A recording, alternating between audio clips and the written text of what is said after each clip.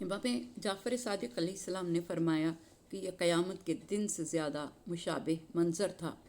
حضور اکرم صلی اللہ علیہ وآلہ وسلم کے صحابہ پر خوف چھایا ہوا تھا کہ اب کیا ہوگا، کیونکہ قریش اوپر سے، یہودی اندر سے حملہ کرنے والے ہیں۔ بعض لوگوں نے حضور اکرم صلی اللہ علیہ وآلہ وسلم سے کہا کہ ہمارے گھر خالی پڑے ہیں اور ہمیں خدشہ ہے کہ یہودی ان پر حملہ کر کے انہیں تاراج کر دیں گے۔ کچھ یہ کہنے لگے کہ ہمیں یہ شہر چھوڑ کر صحراؤں اور جنگلوں میں چلے جانا چاہیے۔ محمد صلی اللہ علیہ وآلہ وسلم نے ہم سے جھوٹا وعدہ کیا تھا۔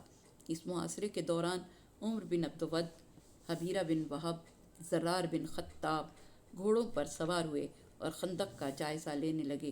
ایک جگہ سے خندق کچھ تنگ دکھائی دی تو انہوں نے گھوڑوں کو جولان دیا اور خندق کو عبور کیا۔ جب عمر بن عبدود کو ایک شخص جو مہاجر تھا نے آتے دیکھا تو اس نے اپنے ساتھی سے کہا کہ لو وہ دیکھو، یہ شیطان عمر آ گیا ہے، آج تک اس کے ہاتھ سے کوئی بچ کر نہیں گیا۔ ہمیں چاہیے کہ محمد صلی اللہ علیہ وآلہ وسلم کو پکڑ کر اس کے حوالے کر دیں تاکہ وہ اسے قتل کر ڈالے اور اس کے بعد ہم اپنی قوم میں چلے جائیں۔ اللہ تعالیٰ نے ایسے ہی اشخاص کے متعلق یہ آیات نازل فرمائیں کہ اے ایمان والو، اللہ کی نعمتوں کو یاد کرو جو تمہیں عطا ہوئیں جب تمہارے پاس لشکر حملے کے لیے آئے، لیکن ہم نے ان پر سخت آندھی طوفان بھیجا۔ یہ ایسے لشکر تھے جن کو تم نہیں دیکھ سکے، اور جو تم انجام دیتے ہو خدا اسے دیکھ رہا ہے۔ اس وقت کو یاد کرو جب وہ تمہارے شہر کے اوپر اور نیچے سے وارد ہوئے اور مدینے کا محاصرہ کر لیا، اور اس وقت کو جب آنکھیں شدت سے خیرہ ہو گئی تھیں، جان لبوں تک پہنچ گئی تھی، اور تم خدا کے بارے میں طرح طرح کی بدگمانیاں کر رہے تھے، اور وہاں مومنین کی آزمائش کی گئی اور وہ سختی سے ہل گئے۔ اس وقت کو یاد کرو جب منافق اور وہ لوگ جن کے دلوں میں بیماری تھی کہتے تھے کہ خدا اور اس کے رسول نے ہمیں جھوٹے وعدوں کے سوا کچھ نہیں دیا۔ اس وقت کو یاد کرو جب ان میں سے ایک گروہ نے کہا کہ اے اہل یثرب، یہاں تمہارے ٹھہرنے کی جگہ نہیں ہے، اپنے گھروں کی طرف پلٹ جاؤ، اور ان میں سے ایک گروہ پیغمبر صلی اللہ علیہ وآلہ وسلم سے واپس پلٹ جانے کی اجازت لیتا تھا اور کہتا تھا کہ ہمارے گھر غیر محفوظ ہیں، حالانکہ وہ غیر محفوظ نہیں تھے، بلکہ وہ صرف یہ چاہتے تھے کہ جنگ سے بھاگ جائیں۔ آیت نمبر 9، 10، 11، 12 اور 13۔ قبیلہ بنی حارثہ نے کسی شخص کو حضور اکرم صلی اللہ علیہ وآلہ وسلم کے پاس بھیجا اور کہا کہ ہمارے گھر غیر محفوظ ہیں، اور انصار میں سے کسی کا گھر بھی ہمارے گھروں کی طرح نہیں۔ ہمارے قبیلے اور غطفان کے درمیان کوئی رکاوٹ نہیں ہے، جو مدینے کے مشرقی جانب سے حملہ آور ہو رہے ہیں، لہٰذا اجازت دیں تاکہ ہم اپنے گھروں کو لوٹ جائیں اور جا کر اپنے بیوی بچوں کا دفاع کریں۔ تو حضور اکرم صلی اللہ علیہ وآلہ وسلم نے ان کو اجازت دے دی۔ جب یہ بات انصار کے سردار سعد بن معاذ کو معلوم ہوئی تو وہ حضور اکرم صلی اللہ علیہ وآلہ وسلم کی خدمت میں حاضر ہوئے اور عرض کیا کہ سرکار انہیں اجازت نہ دیں، بخدا آج تک جب بھی کوئی مشکل پیش آئی تو ان لوگوں نے یہی بہانہ تراشا، یہ جھوٹ بولتے ہیں۔ چنانچہ حضور اکرم صلی اللہ علیہ وآلہ وسلم نے حکم دیا کہ وہ واپس آ جائیں، تب یہ آیات نازل ہوئیں۔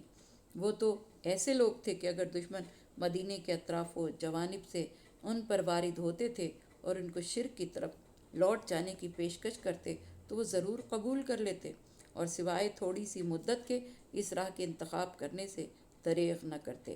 انہوں نے اس سے پہلے خدا سے عہد کیا تھا کہ وہ دشمن کی طرف پشت نہیں کریں گے، اور خدا کے عہد و پیمان کے بارے میں ان سے سوال کیا جائے گا۔ کہہ دو کہ اگر موت یا مارے جانے سے فرار کرتے ہو تو وہ تمہارے لیے فائدہ مند نہیں ہے، اس عارضی زندگی سے تھوڑے سے فائدے کے علاوہ تمہیں کچھ نہیں ملے گا۔ کہہ دیں کہ خدا کے ارادے کے مقابلے میں کون تمہاری حفاظت کر سکے گا اگر اس نے تمہارے لیے مصیبت یا رحمت کا ارادہ کر لیا ہے، اور خدا کے علاوہ تمہیں کوئی بھی سرپرست اور یاور نہیں ملے گا۔ خدا ان لوگوں کو بھی خوب جانتا ہے جو جنگ سے روکنے والے ہیں اور اپنے بھائیوں سے یہ کہنے والے ہیں کہ ہماری طرف آ جاؤ، اور خود میدان جنگ میں بہت کم آتے ہیں۔ آیت نمبر 14، 15، 16، 17 اور 18۔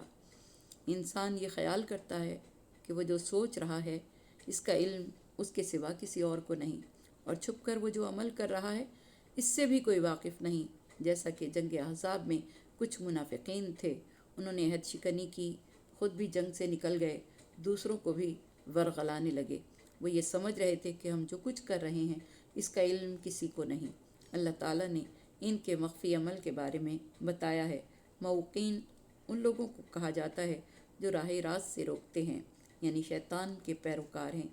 यानी ये लोग ज़्यादा मकदार में नहीं हैं, थोड़े हैं। यानी जो खुदा के हुक्म पर अमल करने वाले हैं, अल्लाह की राह में जान देने वाले हैं, वो ज़्यादा हैं। जो जंग पर आमादा नहीं, वो बहुत कम हैं। और ये तुमसे जान चुराते हैं।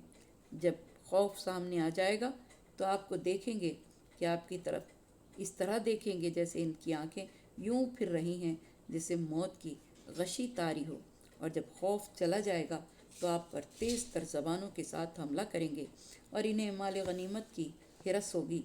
ये लोग शुरू ही से ईमान नहीं लाए हैं, लिहाजा खुदा ने इनके अमाल को बर्बाद कर दिया है और खुदा के लिए ये काम बड़ा आसान है। आयत नंबर 19। मुनाफिकीन की एक अलामत यह है कि वो आपसे माल हासिल करने में तो आगे होते हैं, मगर जब मुसीबत में आपका साथ देने का वक्त आता है तो साथ छोड़ देते हैं। ये वो बखील हैं जो कभी राह खुदा में जान माल की कुर्बानी नहीं देते। जब इनके सामने खौफ आ जाए तो लगता है कि मौत आ गई है। जिस तरह मौत के असरात मरने वाले पर जाहिर होते हैं कि उसकी आंखें पथरा जाती हैं या दाएं बाएं इस तरह हरकत करती हैं कि मौत की गशी उन पर तारी हो गई है। जंग अहज़ाब में इन मुनाफिकीन ने जब हमलावरों की बहुत बड़ी तादाद देखी और चारों तरफ से इन्हें मदीने की जानिब आते देखा, उनके जंगी साजो सामान को देखा, तो उनकी आंखें पथरा गईं, मौत की गशी तारी हो गई। लेकिन ये लोग ऐसे हैं कि जब इनसे खौफ टल जाता है तो हुजूर अकरम से अपना हक मांगने आ जाते हैं। अपनी तेज़ ज़बानों से ये महसूस कराते हैं कि जंग में फतह उन्हीं के सबब हुई है, इसीलिए माल गनीमत में से एक बड़ा हिस्सा उनको दिया जाए। कुरान पाक ने हबत आमाल का नज़रिया दिया है ताकि इंसान महल्लो मकाम का ख्याल रखे, यानी नेकी पूरी नेक नियति और खुलूस के साथ हो, उसका ज़ाहिर कुछ और हो, बातिन कुछ और न हो, यानी ज़ाहिर व बातिन एक हो। यही खुदा की नज़र में नेकी है। कुरान मजीद ने मऊकीन के हवाले से मुनाफिकीन की सिफ़ात को ज़ाहिर किया है। मऊकीन असल में मुनाफिकीन ही हैं, इनके निफाक का दर्जा बुलंद है। यानी मऊकीन के माने हैं राह खुदा से रोकने वाले। मऊकीन जंगी हालात में पीछे रहते हैं। वो जानो माल के एतबार से बखील होते हैं। खौफ व ख़तर में वो अपने होशो हवास खो बैठते हैं। दूसरों की कामयाबी को अपनी कामयाबी समझते हैं, क्योंकि ये ईमान को बेक़द्र कीमत समझते हैं। इसलिए खुदा भी इनके आमाल को बेक़द्र कीमत कर देता है और उनके आमाल को हबत कर देता है। ये लोग अभी इस ख्याल में हैं कि कुफ़ार के लश्कर अभी गए नहीं हैं, और अगर दोबारा लश्कर आ जाएं तो ये यही चाहेंगे कि काश हम देहातियों के साथ सहराओं में आबाद हो गए होते और वहाँ से तुम्हारी ख़बरें दरियाफ्त करते रहते। अगर तुम्हारे साथ रहते भी तो बहुत कम ही जहाद करते। आयत नंबर 20। मुनाफिकीन कितने ही ताकतवर हों, असल में कमज़ोर ही होते हैं। मुनाफिक हमलावरों से इस कदर डर गए थे कि इनको जब भी इसका ख्याल आता वो यही ख्याल करते कि अब भी जंग हो रही है। मामूली सी तलवार की झनकार, घोड़े की आवाज़ उन्हें डरा देती है। ये फ़ौरन भागने की कोशिश करने लगते हैं, ये ख्याल करते हुए कि कहीं दुश्मन पलट कर ना आ जाए। उन्होंने अपनी ख्वाहिश में ही निफाक भरा हुआ है। ये बुज़दिल मुनाफिक कहते हैं कि अगर हमलावर दोबारा आ जाएंगे तो हम बयाबानों की तरफ रुख कर लेंगे और बादिया नशीनों में शामिल हो जाएंगे और ख़बरें मालूम करते रहेंगे। इन मुनाफिकों की ये पॉलिसी है कि ये अगर तुम्हारे दरमियान में से निकल गए और तुम्हें तन्हा छोड़ गए तो तुम इनकी फ़िक्र न करो, क्योंकि ये अगर तुम्हारे दरमियान भी रहे तो अव्वल जंग नहीं करेंगे, और अगर की भी तो फ़कत रियाकारी होगी। यानी अगर तुम्हारे साथ होते भी हैं तो बहुत कम जहाद करते हैं, दूसरों को भागने पर उकसाते हैं और ख़ुद भी जंग से भागते हैं, दूसरों को भी जंग से भागने की तरकीब देते हैं। ये ना खुदा के मानने वाले हैं और ना हबीब खुदा के एतबार करने वाले और हबीब खुदा के रास्ते पर चलने वाले हैं।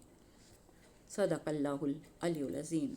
या बारेला تجھے واسطہ تیرے اس کلام کا اور اس صورت کا جسے تو نے سورہ احزاب قرار دیا۔ پروردگار دو عالم ہمیں نفاق سے دور رکھنا۔ پروردگار دو عالم ہمارے عمل وہی ہوں جو ہم زبان سے کہتے ہیں، ہمارے عمل نیک نیتی پر مبنی ہوں، وہ عمل ہوں جو تیری بارگاہ میں شرف قبولیت حاصل کریں۔ قرآن کو پڑھنے کی، سمجھنے کی پروردگار دو عالم ہمیں توفیق عطا فرما، اس پر عمل کرنے کی توفیق عطا فرما۔ پالنے والے تجھے واسطہ تیرے پیارے حبیب، ان کی اولاد طیب و طاہر اور تیرے اس کلام پاک کا ہمارے مرحومین کی مغفرت فرما، ہمارے والدین کی مغفرت فرما، ان کے درجات کو بلند فرما، انہیں کروٹ کروٹ جنت نصیب فرما۔ پروردگارہ واسطہ محمد و آل محمد کا ہمارے گناہان صغیرہ و کبیرہ کو بخش دے، ان گناہوں کو معاف فرما دے جن کے سبب تیرے عذاب کا نزول ہوتا ہے، ان گناہوں کو بخش دے جن کے مواخذے کا تو نے وعدہ کیا ہے، ان گناہوں کو معاف فرما دے جن کے سبب دعائیں تیری بارگاہ میں شرف قبولیت نہیں پاتی۔ پالنے والے ہمیں ہر قسم کے دنیاوی عذاب سے، اخروی عذاب سے محفوظ رکھنا۔ پالنے والے وقت نزا زیارت معصومین نصیب ہو، جو زندگی عطا کی ہے صحت تندرستی کے ساتھ پروردگار دو عالم چلتے ہاتھ پیروں کے ساتھ رکھنا، اور پالنے والے جب وقت نزا آئے تو وقت نزا دیدار معصومین نصیب ہو، نزا کی مشکل کو آسان کرنا۔ پروردگارہ واسطہ محمد و آل محمد کا ہم میں سے جو بیمار ہیں، بیمار کربلا و بیمار مدینہ کا واسطہ انہیں صحت کاملہ، صحت عاجلہ عطا ہو۔ پروردگارہ جو پریشان ہیں تو ان کی پریشانیوں کو دور فرما، جو رزق کے طلبگار ہیں ان کی روزی میں برکت عطا فرما۔ ہمارے بچوں کو نیک سعادت مند بنا، دنیا اور آخرت میں ہمارے بچوں کو ہمارے لیے باعث زیب و زینت بنانا۔ پروردگارہ ہمارے ملک میں امن و امان رہے، دہشت گردوں کو نیست و نابود فرما، اسلام کا بول بالا فرما، ہمارے مقامات مقدسہ کی حفاظت فرما۔ ہمارے جن بچوں نے امتحان دیا ہے، جو دے رہے ہیں اور دینے والے ہیں، انہیں سنہری کامیابی عطا فرما۔ جو والدین اپنے بچے بچیوں کے لیے پریشان ہیں، پروردگارہ جلد انہیں ان کے فرائض سے سبکدوش فرما۔ جو زیارات کے متمنی ہیں انہیں یہ سعادت نصیب فرما، از غیب ان کے لیے بہترین زاد راہ عطا فرما۔ پروردگارہ واسطہ محمد و آل محمد کا جس نے مجھے دعا کے لیے کہا، ان کی دعاؤں کو شرف قبولیت عطا فرما۔ جو گودیاں خالی ہیں ان گودیوں میں بے عیب اولاد عطا فرما، جنہیں دی ہے پروردگارہ ان سب کو امام زمانہ کا سپاہی بنانا۔ پالنے والے ہمارے ملک میں امن و امان رہے، محمد و آل محمد کے صدقے میں جو بے گناہ قید ہیں ان کو رہائی نصیب ہو، اور پالنے والے پوری دنیا میں جہاں جہاں مسلمان مصیبت میں ہیں، اہل فلسطین، اہل کشمیر، اہل شام اور اہل یمن، پروردگارہ تو ان سب پر اپنا فضل و کرم فرما، اور پالنے والے جنگ کے یہ بادل چھٹ جائیں، ہمارے امام کا ظہور ہو، اور پالنے والے یہ دنیا امام کی آمد کے بعد امن کا گہوارہ بن جائے، ہمیں دیدار امام زمانہ نصیب ہو، اپنی آنکھوں سے امام کو دیکھیں، اور اپنی آنکھوں سے دیکھیں کہ امام دشمنان اہل بیت سے کس طرح بدلہ لیتے ہیں۔ پالنے والے امام کے تمام دشمنوں پہ لعنت، پہلے امام سے آخری امام تک کے دشمنوں پر لعنت، تیرے دشمنوں پہ لعنت، حبیب خدا شہزادی کونین کے دشمنوں پہ لعنت۔ پروردگار دو عالم امام کے ظہور میں تعجیل فرما، آمین ثم آمین، بحق محمد و آل محمد۔